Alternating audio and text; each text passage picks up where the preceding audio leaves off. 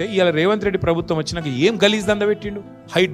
హైడ్రా ఏమి హైడ్రా ఏమిటిది అంటే ఒకటే ఒక దందా. అది పెద్దవాళ్ళని డబ్బులు భయపెట్టి డబ్బులు వసూలు చేసే దందా.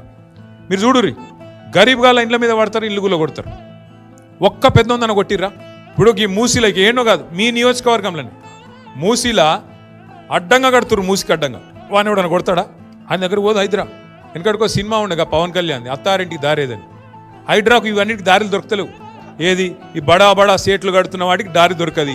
గరీబులది ఆడుంటే అడవి మాత్రం అర్ధరాత్రి పోయి కొట్టాలి. వాళ్ళ దగ్గర కాగితాలు ఉన్నా వాళ్ళు అయ్యో మా దగ్గర కాగితాలున్నాయి చూడంటే చూడరు, హైకోర్టు ఆర్డర్ ఉందంటే చూడరు, కొట్టిపారేయాలి.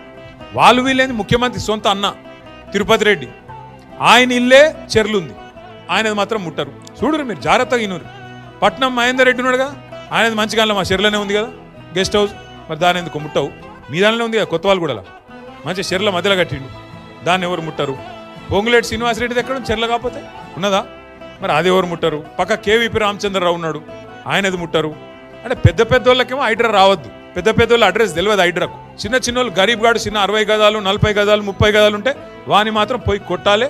అడిగేటోడు లేడు, చెప్పేటోడు లేడు, ఇష్టం. పెద్దోళ్ళ దగ్గర పైసలు దొబ్బాలి, బెదిరియాలి, చిన్నోళ్ళకి మాత్రం ఈ రకంగా కూలగొట్టి ఎందో చేస్తున్నట్టు పోజులు కొట్టాలి. ఇదేనా హైడ్రా? ఎందుకు కుప్పగులింది ఇవాళ రియల్ ఎస్టేట్?